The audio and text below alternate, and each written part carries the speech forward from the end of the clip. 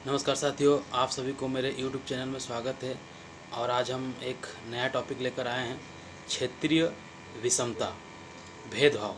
इसका मतलब होता है भेदभाव।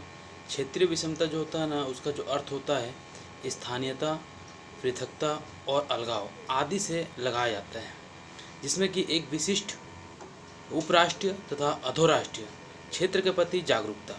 सीधे सीधे तौर पर यदि हम कहें, जब कोई व्यक्ति अपने क्षेत्र को, ठीक है, अपने क्षेत्र को उच्च मानता हो, सर्वश्रेष्ठ मानता है दूसरे क्षेत्र के प्रति, और दूसरे क्षेत्र को हीनता घृणा की भावना से देखता हो या फिर उसमें भेदभाव समझता हो, उसी को हम क्षेत्रवाद कह सकते हैं।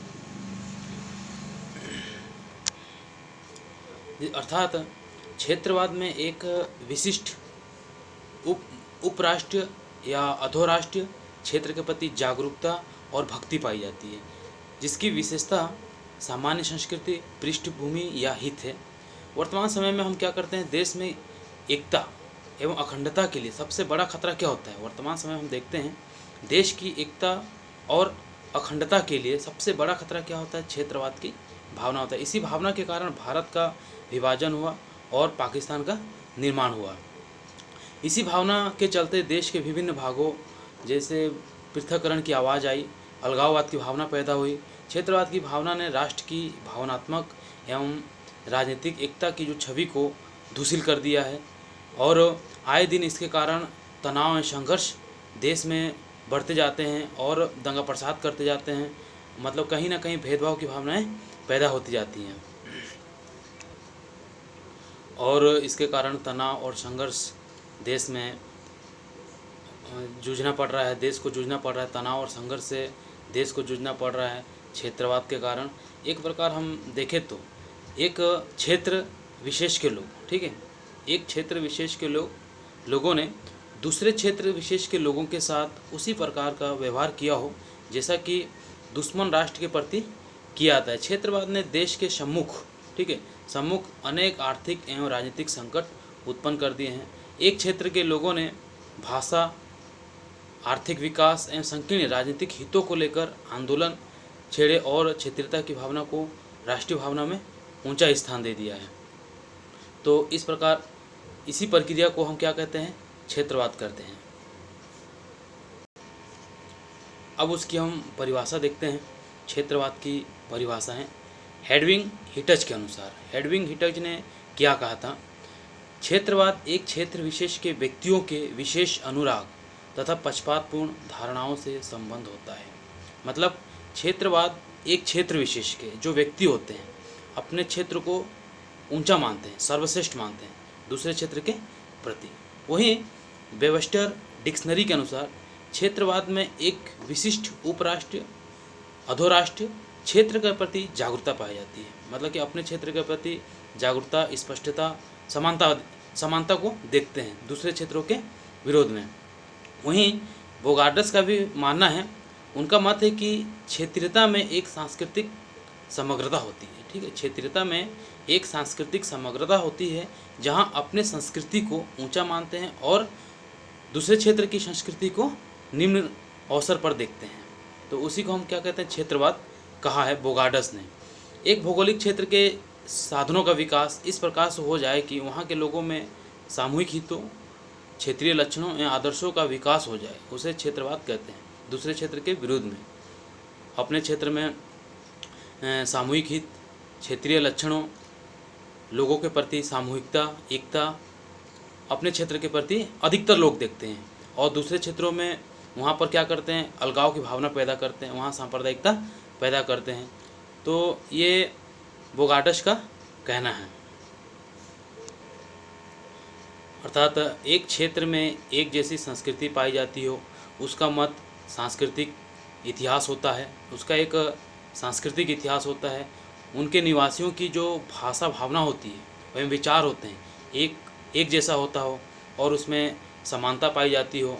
क्षेत्रीय संस्कृति जो है राष्ट्रीय संस्कृति से ऊपर नहीं होती, ठीक है, क्षेत्रीय संस्कृति राष्ट्रीय संस्कृति से ऊपर नहीं होती। जैसा कि मुखर्जी ने लिखा है, क्षेत्रीयता राष्ट्रीयता के अधीन होता है। वही संकीर्ण अर्थ में वही विशिष्ट अर्थ में हम ये कह सकते हैं, जिसका तात्पर्य होता है कि एक क्षेत्र के निवासियों द्वारा ठीक है, एक क्षेत्र के निवासियों द्वारा अपने आप को, ठीक है, एक क्षेत्र के निवासियों द्वारा अपने आप को दूसरे क्षेत्र के लोगों से श्रेष्ठ समझना तथा अपने आर्थिक, राजनीतिक, सामाजिक, सांस्कृतिक को दूसरे क्षेत्र के राजनीतिक, सामाजिक और सांस्कृतिक हेतु से ऊपर समझना, वही क्षेत्रीयतावाद का एक विशिष्ट अर्थ होता है। अब हम देखते हैं क्षेत्रवाद की विशेषताएं। क्षेत्रवाद की कौन कौन सी विशेषताएं होती है, जैसे कि क्षेत्रवाद स्थानीयता, पृथकता, क्षेत्रीय श्रेष्ठता पर बल देता है। एक क्षेत्र के लोगों के बीच सांस्कृतिक, भाषा, विचार तथा उसमें समानता पाई जाती हो, ठीक है, दूसरे क्षेत्रों के हित में। दूसरा हो गया क्षेत्र के आधार पर प्रशासन का विवेकीकरण भी पाया जाता है। क्षेत्र के आधार पर शासन में क्या होता है, विवेकीकरण भी पाया जाता है। संकीर्ण के रूप में नेक्स्ट हो गया, संकीर्ण के रूप में क्षेत्रवाद जो होता है क्षेत्रीय स्वशासन एवं पृथक्करण पर बल देता है। अपने क्षेत्र को ऊंचा समझते हैं इसमें से, और दूसरे क्षेत्र को निम्न भावनाओं से देखते हैं। राष्ट्रीय एकता हेतु मूल्यों के लागू करने पर वो क्या होता है, आंदोलित हो जाते हैं।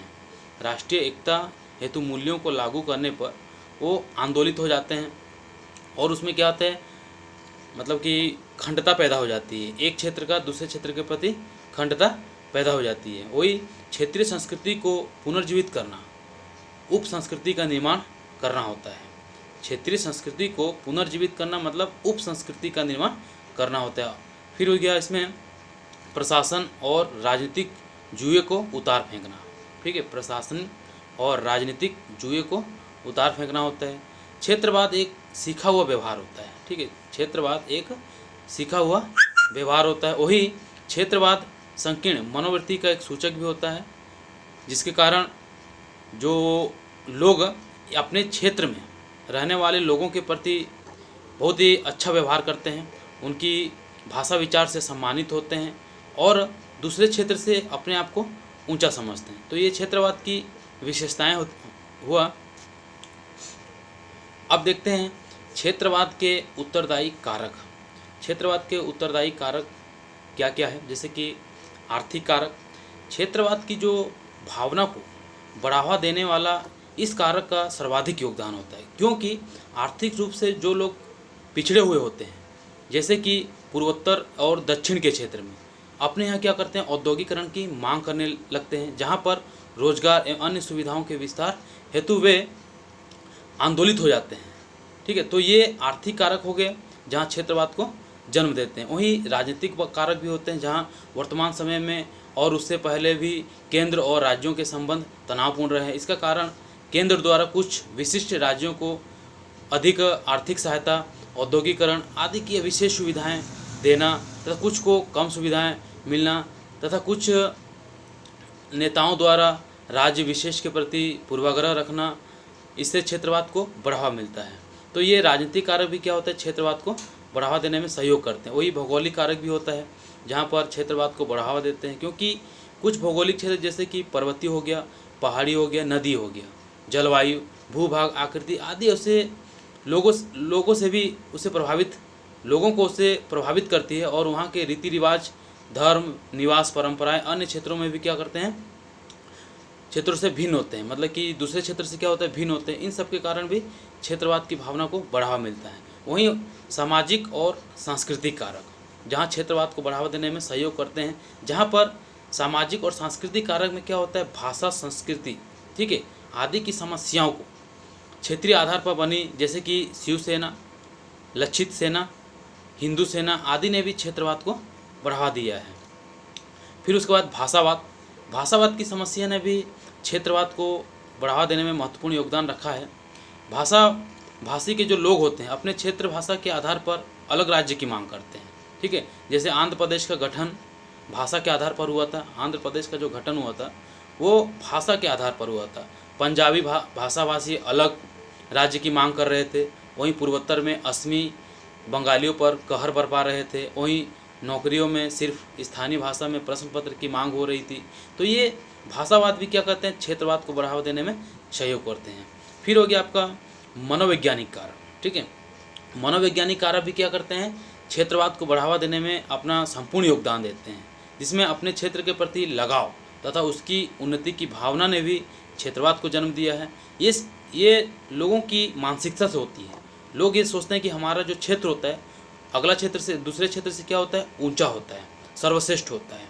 लेकिन ये मानसिक भावना जब ईर्ष्या, देश एवं संघर्ष का रूप ले लेती है तब ये राष्ट्रीय भावना तथा एकता के लिए क्या होता है, खतरा महसूस होने लगता है। तो ये हो गया क्षेत्रवाद के मतलब कि उदय होने के कारण या फिर उत्तरदायी कारक। अब वहीं देखते हैं कि क्षेत्रवाद के दुष्परिणाम जैसे कि पहला है राष्ट्रीय एकता और प्रजातंत्र को खतरा। क्षेत्रवाद एक ऐसी संकीर्ण बीमारी की तरह होता है जो समाज में यदि फैल जाए तो समाज को क्या करता है, जो समाज की जो एकता होती है उसे भंग कर देता है, समाज में संघर्ष पैदा कर देता है। जहाँ पर एकता में विविधता की भावनाएं पैदा हो जाती है। वहीं जो राष्ट्र एवं प्रजातंत्र के विरोधी भी होते हैं, क्षेत्रवाद एकता के स्थान पर पृथकतावाद को जन्म भी देता है। वहीं दूसरा है विभिन्न क्षेत्रों में संघर्ष। क्षेत्रवाद को लेकर कहीं पर किसी समाज में यदि देखते हैं या किसी क्षेत्र में देखते हैं, ये संघर्ष की भावनाएं भी पैदा करती है, जहाँ पर आपसी मतभेद चालू हो जाते हैं। जैसे कि वर्तमान समय में नक्सली आंदोलन जो मुख्यतः विकास को लेकर शुरू हुआ था, आज अपना घिनौना रूप दर्शाता हुआ अभी 13 राज्यों में अपने गांव पसार चुका है। वहीं जिसमें इस क्षेत्र में तनाव एवं संघर्ष भी माहौल बना हुआ होता है। वहीं तीसरा है राज्य एवं केंद्र के बीच तनाव। ठीक है, राज्य और केंद्र के बीच तनाव, ये सभी प्रक्रियाओं को क्षेत्रवाद एक ऐसे दुष्परिणाम एक ऐसी प्रक्रिया को भी जन्म देता है जहाँ पर राज्य ठीक और केंद्र के बीच क्या होता है, तनाव महसूस होने लगता है। जब केंद्र सरकार किसी पिछड़े राज्य के विकास पर ध्यान नहीं देती है तो वहाँ पर क्या करती है, जनता के बीच टकराव उत्पन्न हो जाता है, जिसमें राष्ट्रीय एकता को खतरा महसूस होने लगता है। वहीं नेक्स्ट है आपका स्वार्थी नेतृत्व का उदय। स्वार्थी नेतृत्व, जो नेता होते हैं, ठीक है, वो क्या होती है, अपनी स्वार्थपन दिखाते हैं। जहाँ पर क्षेत्रवाद के कारण लोगों में तथा राजनेताओं में स्वार्थ भावनाएं पनपती है। नेता अपने स्वार्थ की सर्वोपरि स्थान देता है। ठीक है, नेता क्या करता है, अपने स्वार्थों को सर्वोपरि स्थान देता है। वहीं जनता के हितों पर ध्यान नहीं देता है, वो सिर्फ अपने हित पर कार्य करता है और जनता के हितों पर कोई ध्यान नहीं देता है। इसलिए भी विद्रोह एवं तनाव की स्थिति बनी रहती है। पांचवा है भाषावाद का उदय। क्षेत्रवाद के जो दुष्परिणाम है उन्होंने भाषावाद को जन्म दिया, जहाँ पर भाषावाद का भी उदय होता है, क्योंकि क्षेत्र विशेष के लोगों की अपनी भाषा भी होती है। ठीक है, एक क्षेत्र विशेष के जो लोगों की अपनी भाषा होती है। भाषा को लेकर विभिन्न गुटों में तनाव पैदा हो जाते हैं, क्योंकि प्रत्येक व्यक्ति अपनी मातृभाषा के प्रति लगाव रखता है। प्रत्येक व्यक्ति क्या होता है, अपनी मातृभाषा के प्रति लगाव रखता है। तो क्षेत्रवाद भी उसके जो दुष्परिणाम होते हैं उन्होंने भाषावाद को भी जन्म दिया है। अब वहीं क्षेत्रवाद को समाप्त करने के उपाय, जैसे कि पहला है सभी लोगों में राष्ट्रीय भावनाएं का विकास किया जाए। लोगों को संचार माध्यमों द्वारा इसकी जानकारी दी जाए तथा उनमें भावनात्मक रूप से राष्ट्र के प्रति देश प्रेम की भावनाएं भी भरी जाए, जिससे क्षेत्रवाद को दूर किया जा सकता है।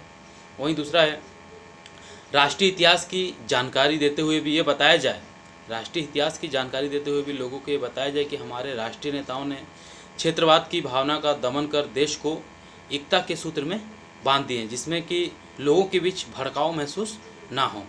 तीसरा है क्षेत्रवादी दलों पर यथासंभव प्रतिबंध लगाया जाए। क्षेत्रवादी दलों पर, जहाँ पर क्षेत्रवाद को लेकर ऑर्गेनाइजेशंस बनाते हैं, संगठन बनाते हैं, तो उस संगठन को क्या करना, हमें भंग करना होता है। उसमें क्या होता है, एक क्षेत्र के प्रति दूसरे क्षेत्र में क्या करते हैं, विरोध महसूस करते हैं। यदि हम पाबंदी लगाते हैं तो क्षेत्रवाद को हम दूर भी कर सकते हैं। नेक्स्ट है यातायात के साधनों जैसे सड़क, रेल, जल, वायु परिवहन का सुधार किया जाए, जिसमें लोगों को आपसी संपर्क बढ़ेगा। यदि आपसी संपर्क बढ़ेगा, संबंध अच्छे रहेंगे, तो क्षेत्रवाद की भावनाएं कभी महसूस नहीं होगी। वहीं शिक्षण संस्थानों में क्षेत्रीय आधार पर चयन को हतोत्साहित किया जाए। जहां शिक्षण संस्थानों में भाषा, धर्म, जाति को लेकर भेदभाव किए जाते हैं, वहां पर ये सभी प्रक्रियाओं पर पाबंदी लगाया जाए, या तो फिर कहीं ना कहीं क्षेत्रवाद की भावनाएं पनप जाती है। तो यदि शिक्षण संस्थानों में ये सभी प्रक्रियाओं पर रोक लगा दिया जाए तो क्षेत्रवाद को समाप्त किया जा सकता है। फिर नेक्स्ट है भाषा की समस्या के समाधान। ठीक है, भाषा की समस्या के समाधान हेतु राष्ट्रभाषा का प्रसार किया जाए, अर्थात हिंदी के प्रसार को बढ़ाया जाए, जहाँ पर भाषावाद को लेकर तनाव महसूस ना हो, जहाँ पर क्षेत्रवाद को हम रोकने में सफल हो जाएंगे। वहीं लोगों में शिक्षा का प्रसार किया जाए, लोगों को एक क्षेत्र में दूसरे क्षेत्र के प्रति मतलब कि भड़काया ना जाए, दोनों के बीच आपसी संबंध को बढ़ाया जाए, जिसमें एक क्षेत्र दूसरे क्षेत्र के प्रति क्या करेंगे, सहायता करेंगे, सहयोग करेंगे, एक साथ मिलजुल कर रहेंगे, जहाँ पर क्षेत्रवाद को हम क्या करेंगे, यहाँ पर समाप्त कर सकते हैं, दूर कर सकते हैं। आतंकी संगठनों, नेक्स्ट हो गया आतंकी संगठनों, नक्सलवादी आंदोलनों को दृढ़तापूर्वक रोका जाए, जहाँ क्षेत्रवाद को लेकर ये सभी कार्य संगठन बनाते हैं और समाज सोसाइटी में क्या करते हैं, एक गंदगी के रूप में फैलाते हैं क्षेत्रवाद को और भड़काते हैं लोगों को, एक क्षेत्र के लोगों को दूसरे क्षेत्र के प्रति भड़काते हैं, जहाँ क्षेत्रवाद की भावनाएं पनपती। यदि इस प्रक्रिया को यहाँ रोका जाए और कड़ी से कड़ी कानून का निर्माण किया जाए तो क्षेत्रवाद को रोकने में सफल हो जाएंगे। तो ये हुआ क्षेत्रवाद की विशेषताएं देखें और उसके कारक भी देखें और उसके दुष्परिणाम और क्षेत्रवाद को रोकने के उपाय। धन्यवाद।